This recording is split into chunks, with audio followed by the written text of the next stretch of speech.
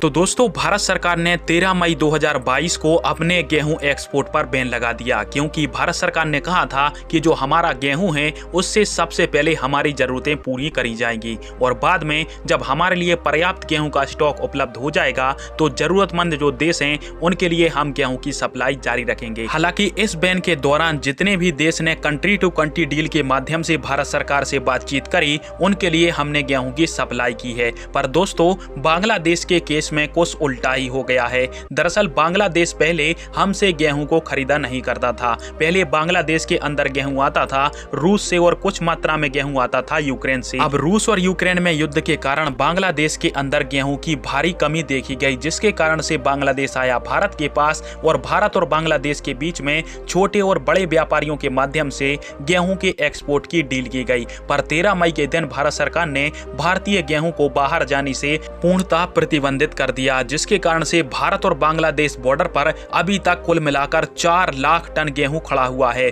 और यह जो 4 लाख टन गेहूं है वो भारत के छोटे और बड़े व्यापारियों के माध्यम से बांग्लादेश को बेचा गया है और यह जो गेहूं है वो 60,000 ट्रक के अंदर लदा हुआ है। अब फिलहाल में मौसम की गड़बड़ी के कारण यहाँ पर काफी ज्यादा बारिश हो रही है, जिससे भारतीय गेहूं के खराब होने का खतरा बढ़ चुका है और अचानक से जैसे यह खबर भारत सरकार के कानों में पड़ती है तो भारत सरकार ने इस पर फौरन एक्शन लिया और भारत सरकार उस समय चौंक गई जब बांग्लादेश के बॉर्डर पर अचानक से 4 लाख टन गेहूं पहुंच गया और भारत सरकार ने तो 13 मई के दिन ही भारत के वीट एक्सपोर्ट पर बैन लगा दिया था। फिर इतना गेहूं बांग्लादेश के बॉर्डर पर कैसे पहुंचा और इसमें भारत सरकार को बहुत ही बड़ी गड़बड़ी दिखाई दी, जिसके बाद में भारत सरकार ने आदेश किया कि जितने भी ट्रक ड्राइवर भारत बांग्लादेश के बॉर्डर पर ठहरे हुए हैं उन सभी के कागज चेक किए जाएं और यह चेक किया जाए कि जो गेहूं वो बांग्लादेश लेकर जा रहे हैं उसकी जो डील है वो 13 मई से पहले हुई थी या फिर नहीं। और दोस्तों, यहाँ पर खबरें ऐसी निकल के सामने आई हैं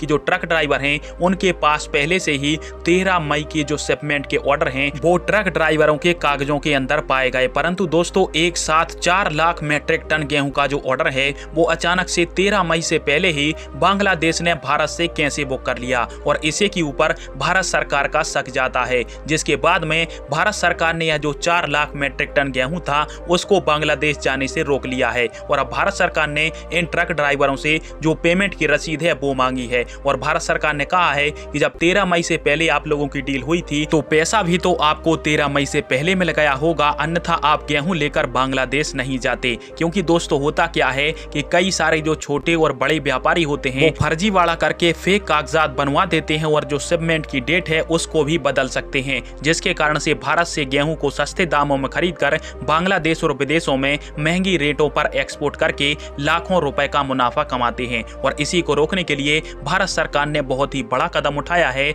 और 6,000 ट्रक के अंदर 4 लाख मैट्रिक टन गेहूं को भारत सरकार ने रोक लिया है और जब तक इन ट्रक्स के पास पेमेंट वाले ओरिजिनल कागजात नहीं मिल जाते हैं तब तक भारत के गेहूं का एक भी दाना बांग्लादेश के अंदर नहीं जाने वाला है। वीडियो को लास्ट तक देखने के लिए आप सभी का बहुत बहुत धन्यवाद। जय हिंद, वंदे मातरम।